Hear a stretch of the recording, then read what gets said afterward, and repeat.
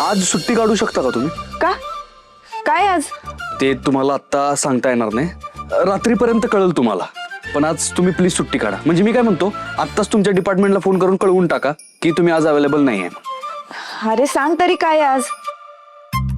वाघमारे, हे बघा, काय काम आहे ते आत्ताच नाही सांगू शकत. तुम्ही सुट्टी काढा ना. हे बघा, प्लीज सुट्टी काढा. पण कारण काय सुट्टी घ्यायचं? तुझं असं काय काम आहे माझ्याकडं की सुट्टी घ्यायला लागेल? कारण आत्ताच नाही सांगू शकत तुम्हाला. तुम्हाला रात्री कळेल म्हणतोय ना. मग कारण माहित नसताना मी सुट्टी नाही घेऊ शकत. अहो पण वाघमारे, सत्या, नाही म्हणजे नाही.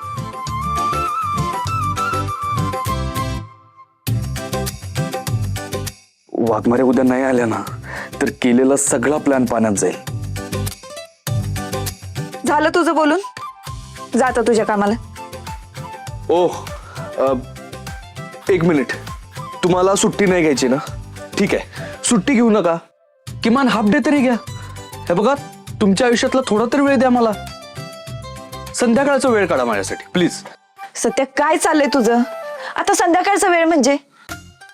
सांग ना काय काम आहे ते. असं समजा की सरप्राईज आहे. हा, जोपर्यंत तू मला सांगत नाहीस कारण काय आहे, तोपर्यंत तुझं सरप्राईजच नको मला. हाय का? अहो आत्ता म्हणलं ना सरप्राईज आहे. आता सरप्राईज काय आहे ते आधीच सांगितलं तर मग ते सरप्राईज कसं राहील? सरप्राईज असू दे, नाहीतर बाकीचं काहीतरी. पण जोपर्यंत तुम्हाला स्पष्ट सांगत नाहीस ना काय काम आहे, मी तुला शब्द देत नसते बघ. अहो वाघमारे, असं काय करतायत? अहो शे, आता कसं समजवू वाघमारेंना? वाघमारे, अहो तुमच्यासाठी मी ना एक मस्त सरप्राईज प्लॅन केलाय. म्हणजे आपल्या प्रेमाचा दिवस, आणि तो मला साजरा करायचा तुमच्या बरोबर. आणि तुम्हाला या गोष्टीची आयडिया पण नाहीये. बट ठीक आहे, आत्ता रागात तुम्ही म्हणून गेला की मी काय येणार नाही. पण माझं मन मला सांगतंय तुम्ही नक्की येणार. वाघमारे, मला खात्री आहे तुम्ही ना नक्की येणार. आणि यंदाचा प्रेमाचा दिवस तुमच्यासाठी एकदम स्पेशल असणार.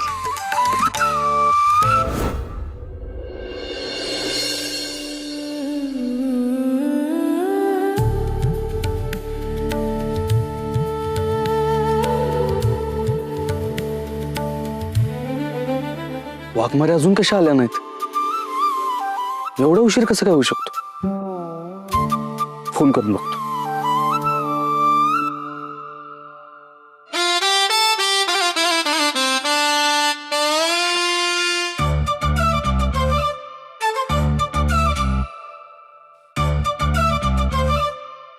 काय? आता यांचा फोन पण लागत नाही. बलमा,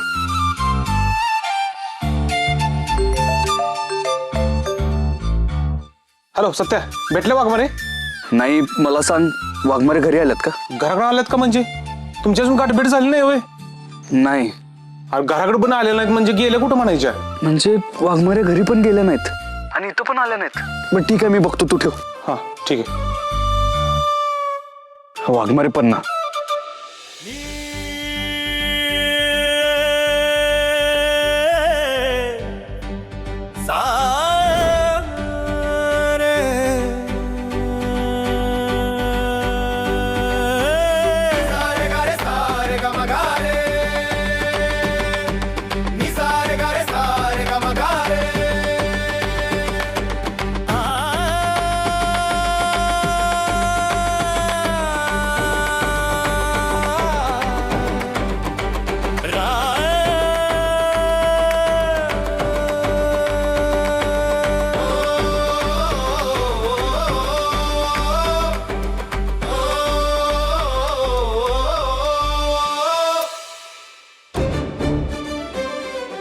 शेवटी आलास ना वाघमारे, ते बी वेळात वेळ काढून. माहिती होतं मला, तुझ्या डोक्यात काहीतरी चालू. वाघमारे, गेली 3 वर्ष हा दिवस मी तुमच्या शिवाय साजरा केला. त्यामुळे आज प्लीज थांबू नका मला. आणि आज 3 वर्षानंतर हा प्रेमाचा दिवस आणि ही खास रात्र फक्त तुमच्यासाठी. रे गा मा गा रे नि सा रे.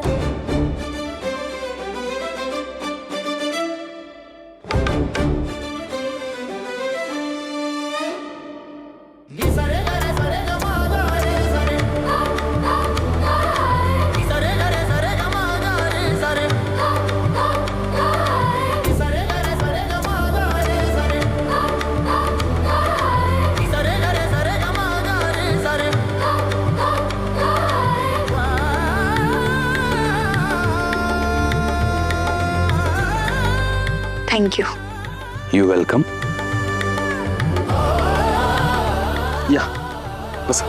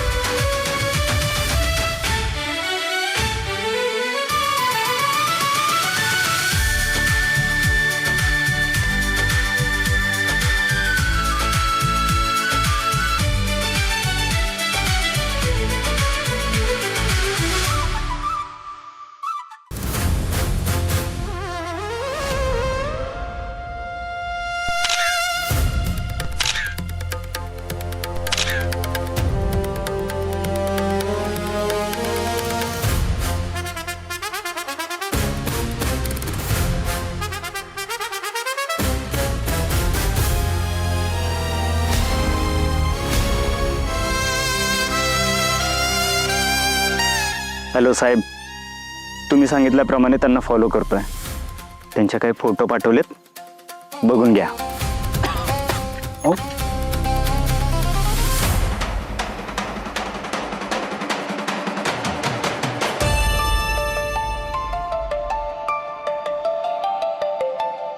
वर बघा, वर वर बघा.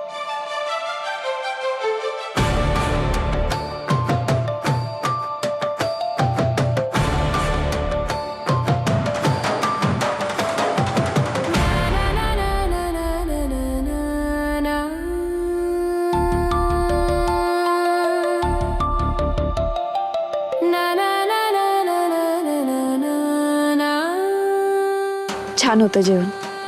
हो ना, मला पण आवडलं. निघायचं? वाघमारे, एक मिनिट. अजून एक सरप्राईज आहे तुमच्यासाठी. काय? आलोच.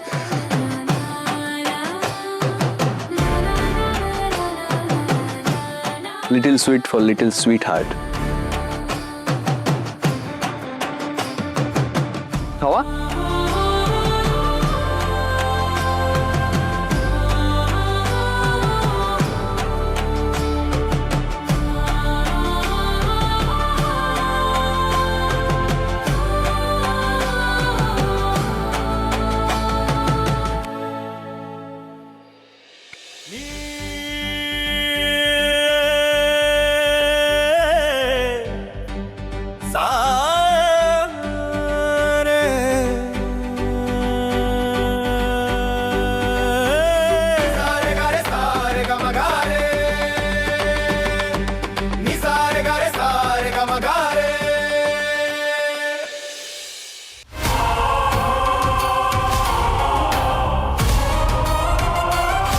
माय मंजू, येतोय मी लवकरच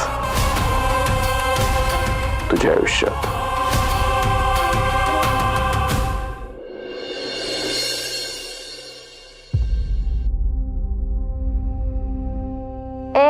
थांब.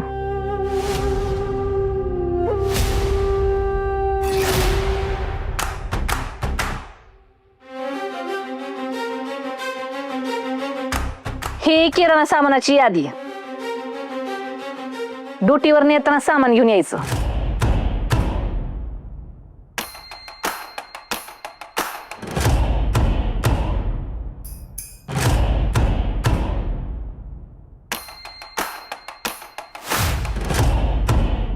मी साहेब, एवढा किराणा? अहो आपल्याला महिन्याला एवढा नाही लागत. काही कार्यक्रम आहे का घरात? ए नाही बेट, तू घरात होती ना तेव्हा हिशोबाची गणित वेगळी होती, पण तू घर सोडून गेल्यापासून हिशोबाची गणित आता बदलल्यात.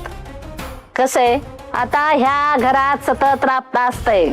सत्याकडं माझ्याकडं महिला परदेश अध्यक्षाला भेटायला शेकडोनी लोक येतात. आणि तुला तर ठावच आहे का माया पॅलेस मध्ये आलेली लोक उपाशी जात नाही. अर तुला का सांगते पण मी, म्हणजे कसं आहे, तू तर अख्खा खानदानच घेऊन आलीस नाही तर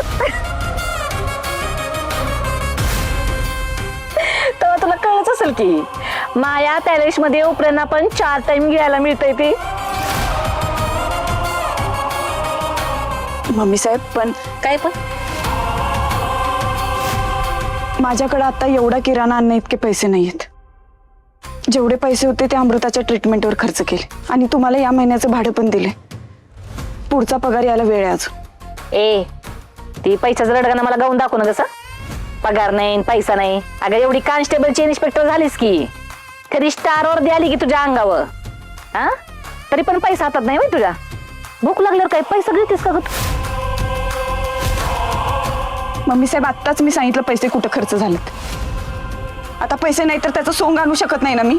उलट उत्तर द्यायचं नाही. हा मी सांगितलेल्या अटी शर्ती विसरलीस का? आठवत नसल तर तुला आठवण करून देते. ह्या घरात राहायचं असल तर मी सांगितलं तेच ऐकावं लागल. तवा येताना चुपचाप किराणा घेऊन यायचं.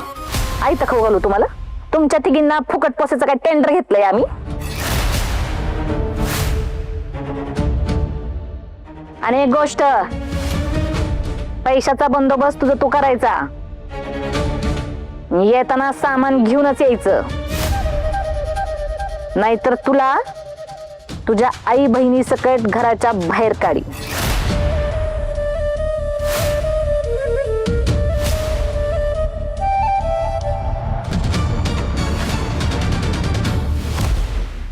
आई, काय गरज होती ग ह्या घरात परत येण्याची? दीदीला मम्मी साहेबांसमोर नमतं घेताना मला किती त्रास झालाय माहितीये का तुला? आतापर्यंत काही चूक नसताना दीदीला मम्मी साहेबांसमोर झुकायला लागले. नाही बघत गाई मला हे सगळं. अगं या घरात उठता बसता अपमान सहन करत बसण्यापेक्षा ना रस्त्यावर कुठेतरी थंडी गाठ्यात मेलो असो तर परवडलं असतं. हमरे, असं नको बोल बाळा. हे बघ, तू स्वतःला त्रास करून घेऊ नको. हा शांत राहा बघूया. अगं कशी शांत राहू आई? सांग ना, कशी शांत राहू? अगं आतापर्यंत तू प्रत्येकासमोर नमत आली, झुकत आली, आणि आता दीदीला पण तुझ्याच पावलावर पाऊल ठेवायला सांगतेस का? आई, आतापर्यंत कधीच असं वाटलं नव्हतं ग, पण आज वडिलांची कमी जाणवती. पाप कसा जरी असला ना तरी तो घराचा खांब असतोय. तो कधीच कुणापुढे झुकत नाही, परिस्थिती समोर सुद्धा. आणि याआधी कधी नाही वाटलं, पण आज वाटतंय. आज जर आमचा बाप जिवंत असता ना तर तो सुद्धा कुणासमोरच झुकला नसता.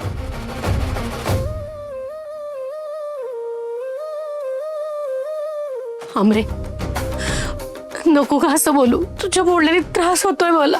हा गाई, पण तुझं हे सतत असं मान खाली घालून जगणं वागणं ह्याचा मला किती त्रास होतो ह्याचा पण विचार कर ना. अगं पण मी हे सगळं फक्त तुझ्या होणाऱ्या बाळ, माझ्या आणि माझ्या होणाऱ्या बाळासाठी जर हे सगळं सुरू असेल ना तर नकोय मला हे बाळ. मग तर तुला कुणासमोर झुकावं नाही ना लागणार. डॉक्टरांना फोन करते, लय झालात.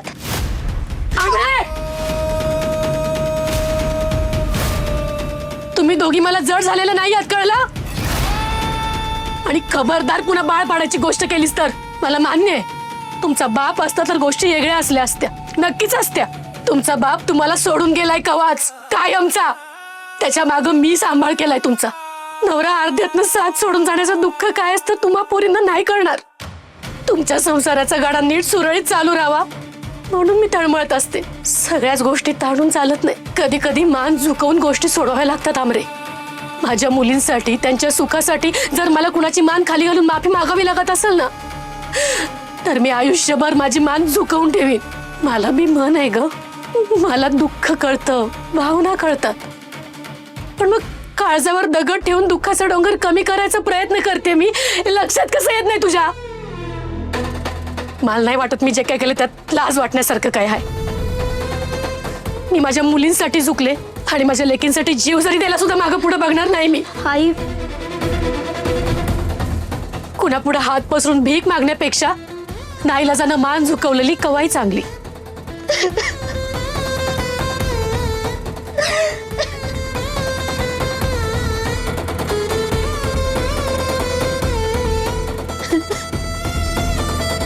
आमरे, तुझा राग कळतोय ग मला, पण दरवेळी आयुष्य एका सरळ रेषेत नसतं ना ग बाळा.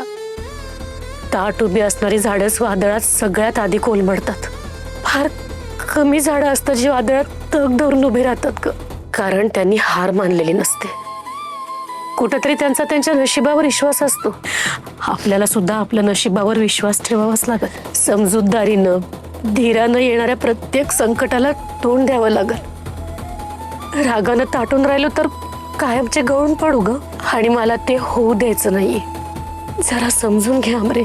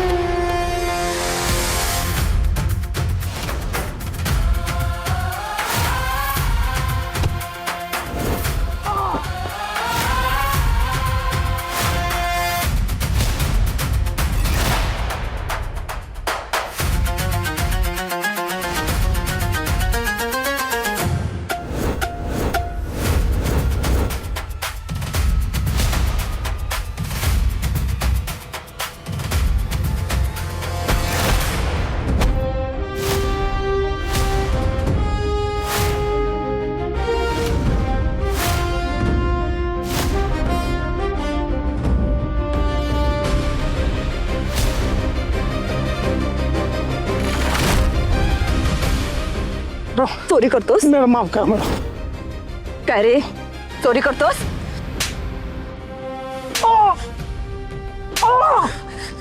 सोडा मला. सोडते ना. पोलीस कोठडीत सोडते आता तुला.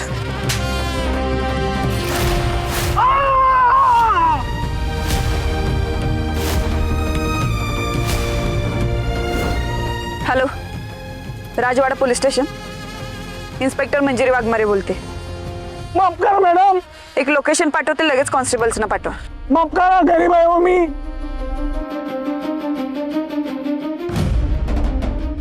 गरीब आहेस तू? गरीब आहेस? लोकांना लुटणारा तू गरीब. कष्ट करायची हिंमत नाही तर जगताय कशाला?